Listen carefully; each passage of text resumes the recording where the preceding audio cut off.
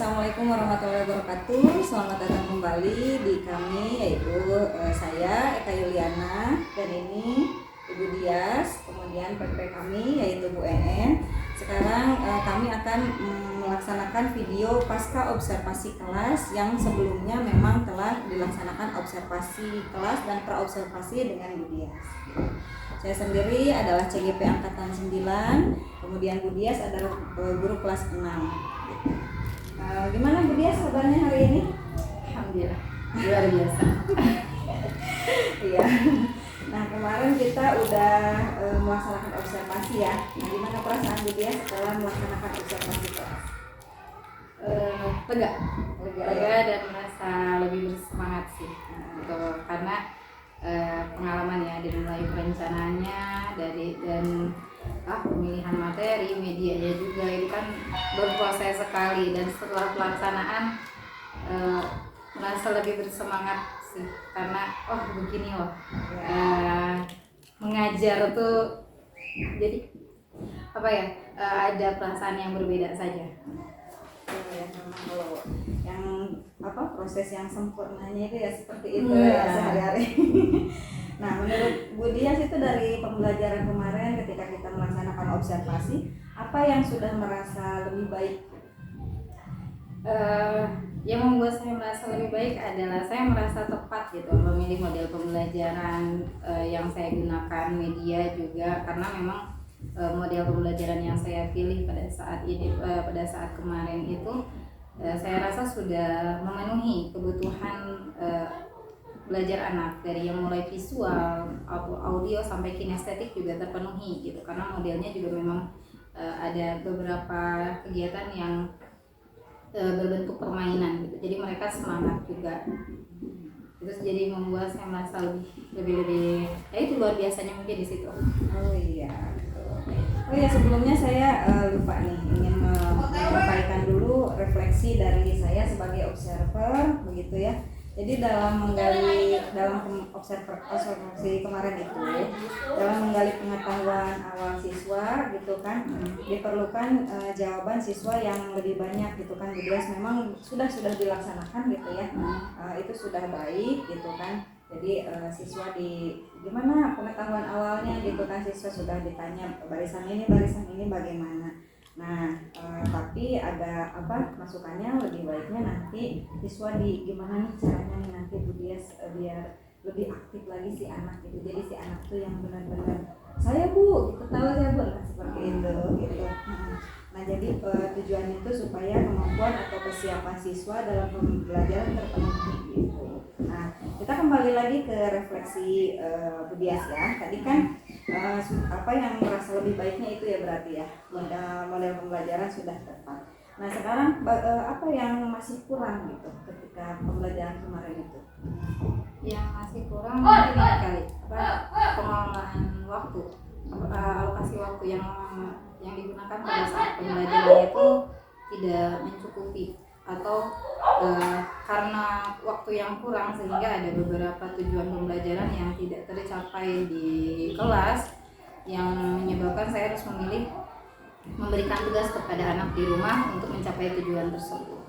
Dialokasi waktu karena memang tidak cukup pada saat itu. Itu sih kurang ya, alokasi waktu. Nah, untuk agar kekurangan yang Bu Dias rasakan itu diperbaiki, kira-kira apa yang perlu Bu Dias lakukan untuk perbaikan itu? Mungkin lebih mempelajari pengelolaan kelas, karena di alokasi waktu itu saya merasa kenapa itu tidak cukup ya, karena pengelolaan kelas saya yang saya rasa mungkin kurang, masih harus ditingkatkan lah gitu. Jadi pengelolaan kelasnya sehingga alokasi waktu yang saya gunakan bisa mencukupi sesuai perencanaan yang saya rencanakan. Mungkin di situ sih yang harus saya lebih perbaiki gitu. Ini kalau misalkan Bu Dias menilai diri sendiri dari rank 1 sampai 10, di angka berapa tuh keberhasilan kemarin? 8 sepertinya, hanya di 8 ya, karena memang kan ada beberapa yang tidak tercapai kan. Harapannya 10 sih yang harapannya 10, tapi nyatanya belum sampai juga. Baik, nah sekarang kita ke bahasan selanjutnya ya. Sebelum melaksanakan observasi, pada saat observasi kita membicarakan tujuan pembelajaran, lalu area pengembangan dan strategi. Nah, apakah menurut Bu Dias tujuan, area dan strategi itu sudah tercapai? Nah, kalau di tujuan sendiri kan tadi saya sudah mengulas bahwa alokasi waktunya tidak mencukupi sehingga memang ada beberapa tujuan yang tidak tercapai. Nah, yang akhirnya adalah untuk mencapai itu saya memberikan tugas kepada anak supaya tujuan pembelajaran itu tercapai. Nah, kalau misalnya di area pengembangan, kemarin kan kita area pengembangannya adalah pengetahuan dan keterampilan. Sebetulnya kalau misalnya hanya pengetahuan dan keterampilan sudah tercapai, tapi kan di keterampilan sendiri ada tidak semua tercapai. Nah, itu yang saya tugaskan itu adalah salah satu tujuan dari keterampilan yang tidak tercapai, yang saya tugaskan kepada anak di rumah.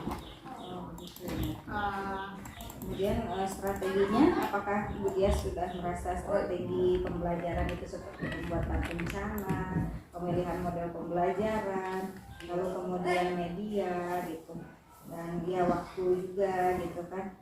Bagaimana untuk itu? Kalau yang itu sih saya merasa untuk materi yang kemarin saya pilih di pembelajaran itu, kalau misalnya model sama metode pembelajaran dengan media, saya rasa saya sudah merasa itu cukup gitu, sudah baik. Cuma memang di waktu itu yang memang harus saya perbaiki.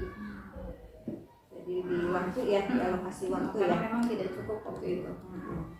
Karena tujuan pembelajaran juga yang banyak.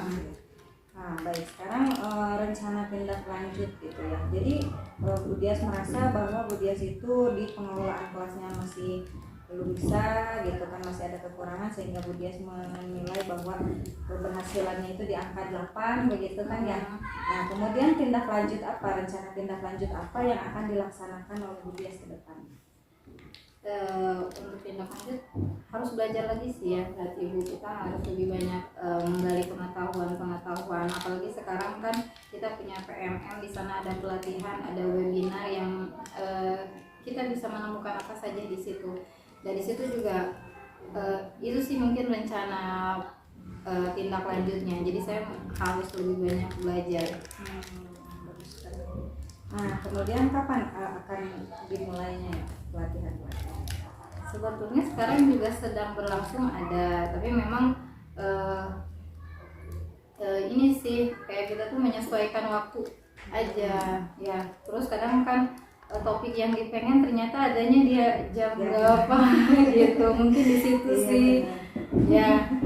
Kayak kalau yang berlangsung sedang ada, tapi ya begitu, hanya di penyesuaian aja. Jadi kalau misalkan ini ada nih tentang pengelolaan kelas tapi di jam 11 gitu ya, itu jadi sepertinya tidak bisa karena masih di kelas ya. Karena ada hari-hari jam segitu sedang di kelas Ya. Nah, selanjutnya kan kalau rencana gitu kan ke depannya seperti itu ya, berarti akan belajar lagi gitu kan, pelatihan di PMM gitu kan. Agar rencana ini tercapai, strategi apa yang dia sudah siapin? yang terpenting kalau buat saya ya, karena memang kan kita punya mengajar, terus saya juga punya kesibukan di rumah. Strategi itu adalah strategi waktu, pemanfaatan waktu itu sih yang menurut saya itu penting. Jadi selain saya harus membuat catatan tentang apa yang ingin saya perbaiki, apa yang harus saya pelajari, waktu juga penting untuk saya gitu. Mungkin di situ jadi saya harus mengelola waktunya gitu, karena memang kan di sekolah kadang ada kegiatan-kegiatan yang dadakan juga gitu. Memang di situ sih mungkin strateginya adalah waktu yang mungkin akan banyak dikerjakan itu di rumah sih ya, ketika memang kegiatannya tidak di sekolah, tidak sedang bekerja. Berarti di waktu itu ya strategi untuk melaksanakan rencana tindak lanjutnya dijadwal ya, disesuaikan dengan waktu luangnya Bu Dias. Iya. Ya, dari saya cukup segitu aja Bu Dias. Terima kasih atas waktunya dan memang luar biasa sekali ya, menurut saya sih guru muda tapi super power gitu Mas. Mau belajar dan terus belajar begitu. di angka 8 itu untuk guru baru itu luar biasa ya Bu ya gitu ya. Semangat juga untuk CGP-nya ya, mudah-mudahan lulus gitu. Amin, mudah-mudahan.